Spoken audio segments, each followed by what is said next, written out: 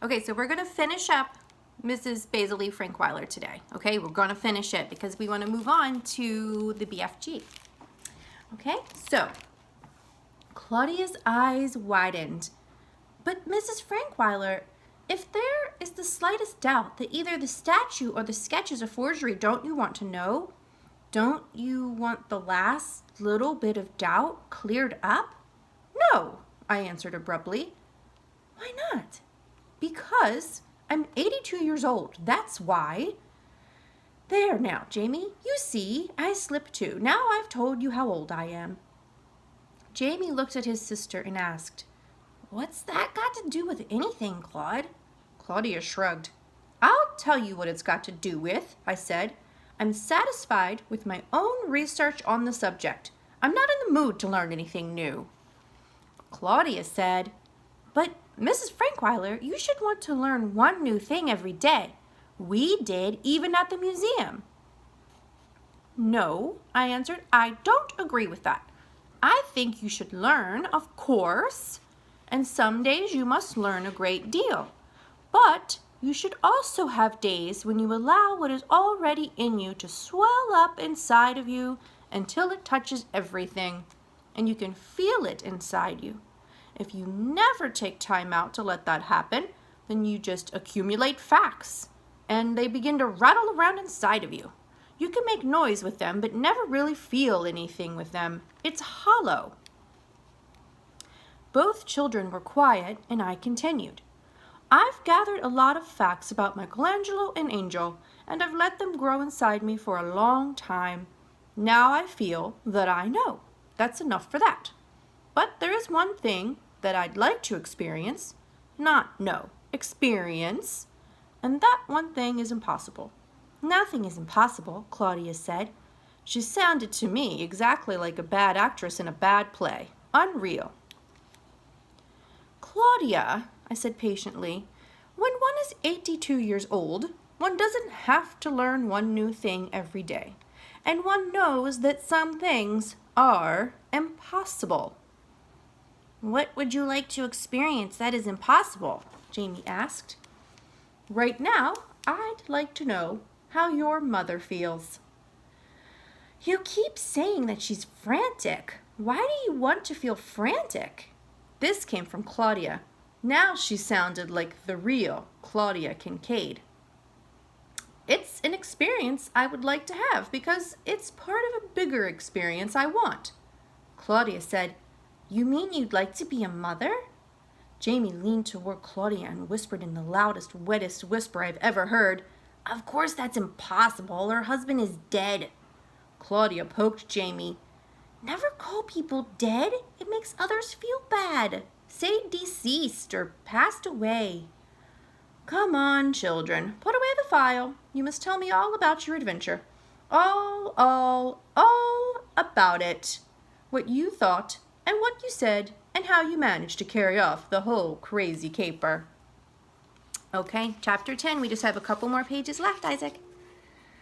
I kept the children up late getting the details. Jamie and I played war while Claudia talked into the tape recorder. Jamie ended up with 2 aces and 12 cards more than I. The game cost me 34 cents. I still don't know how he does it. It is my deck of cards, but I was somewhat preoccupied listening to Claudia and interrupting her with questions. And then there was the telephone call from the children's parents.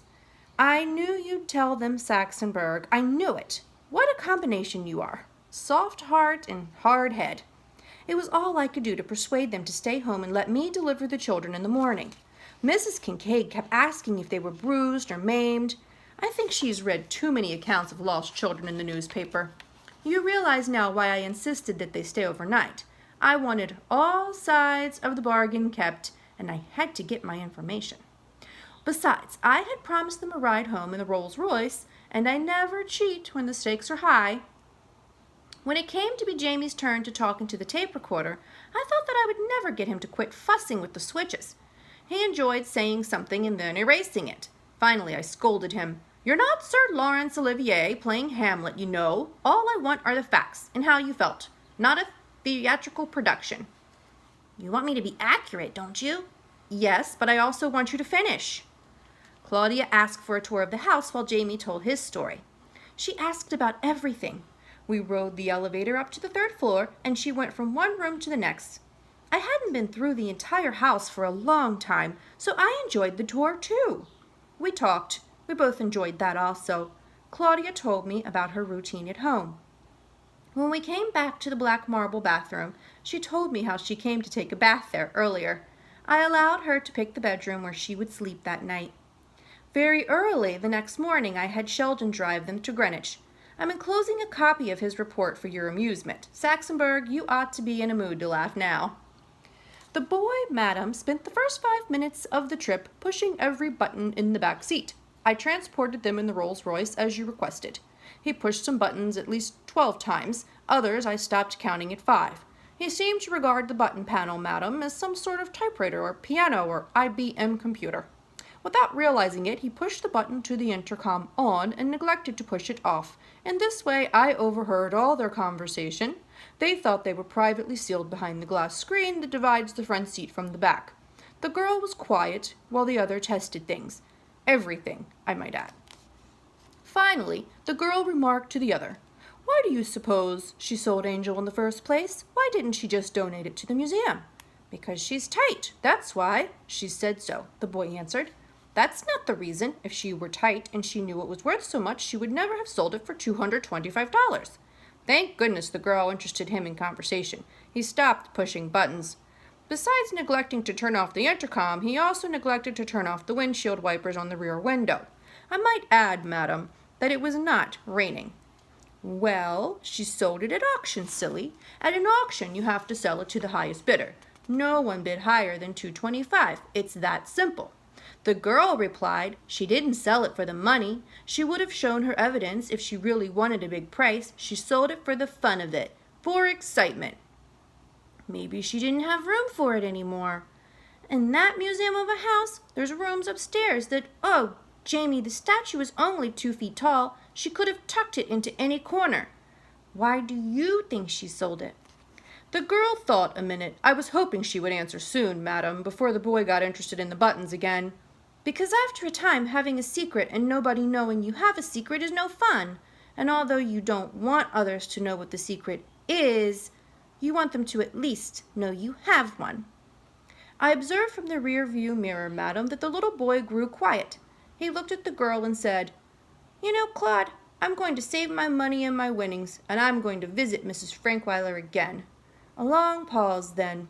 "There's something about our running away that I forgot to say into the tape recorder." The girl said nothing. "Want to come, Claude? We won't tell anyone." "How much did you win last night?" the girl asked. "Only 34 cents. She's a lot sharper than Bruce." "Maybe my 25 cents from the cornflakes came already. That would make 59. The girl was silent for a few minutes before she asked, "Do you think she meant that stuff about motherhood?" The boy shrugged his shoulders. "Let's visit her every time we save enough money. We won't tell anyone. We won't stay overnight. We'll just tell Mom and Dad that we're going bowling or something, and we'll take a train up instead." "We'll adopt her," the girl suggested. "We'll become her kids, sort of." They're writing in the back of the car. "She's too old for that. She said so herself. Besides, we already have a mother. She'll become our grandmother then, since ours is deceased. And that will be our secret that we won't share with her. She'll be the only woman in the world to become a grandmother with never becoming a mother." I drove the car to the address you gave me, madam. The shades were up, and I could see a quite handsome man and a young matron watching by the window. I also thought I saw our own Mr. Saxonburg, the boy that opened the doors even before I had completely stopped. That is a very dangerous thing to do. A much younger creature, also a boy, came running out of the house immediately ahead of the others. As I drove away, this younger one was saying, "Boy, what a car! Hey, Claude, I'll be your responsibility the rest of—" The children, madam, neglected to say thank you. Well, Saxonburg, that's why I'm leaving the drawing of Angel to Claudia and Jamie Kincaid, your 2 lost grandchildren that you were so worried about. Since they intend to make me a grandmother and you already are their grandfather, that makes us, oh, well, I won't even think about that. You're not that good a poker player. rewrite my will with a clause about my bequeathing the drawing to them. Also, put in a clause about that bed I mentioned too. I guess I ought to donate it to the Metropolitan Museum. I haven't really begun to like donating things yet. You'll notice that everyone is getting these things after I'm dead. I should say passed away. After you have all those things written into my will, I'll sign the new version. Sheldon and Parks can be witnesses. The signing of the will take place in the restaurant of the Metropolitan Museum of Art in New York City. You'll come there with me, dear Saxonburg, or lose me, your best client. I wonder if Claudia and Jamie will come visit me again. I wouldn't mind if they did. You see, I still have an edge. I know one bit more of a secret than they do. They don't know that their grandfather has been my lawyer for 41 years, and I recommend that for your own good you not tell them, Saxonburg. By the way, I heard a radio interview by the new Commissioner of Parks in New York City. He said that his budget had been cut. When asked by a reporter where the money that should have been spent for the parks was going, the commissioner replied that most of it was going towards increased security for the Metropolitan Museum. Suspecting that something special had prompted this move, I asked Sheldon to call his friend Morris the guard to find out if anything unusual had been discovered lately. Morris reported that a violin case was found in a sarcophagus last week. A trumpet case was found 2 days later. Morris says the guards, who have worked at the museum for a year, have seen everything. Those who have worked there for 6 months have seen half of everything. They once discovered a set of false teeth on the seat of an Etruscan chariot. They sent the children's cases to Lost and Found.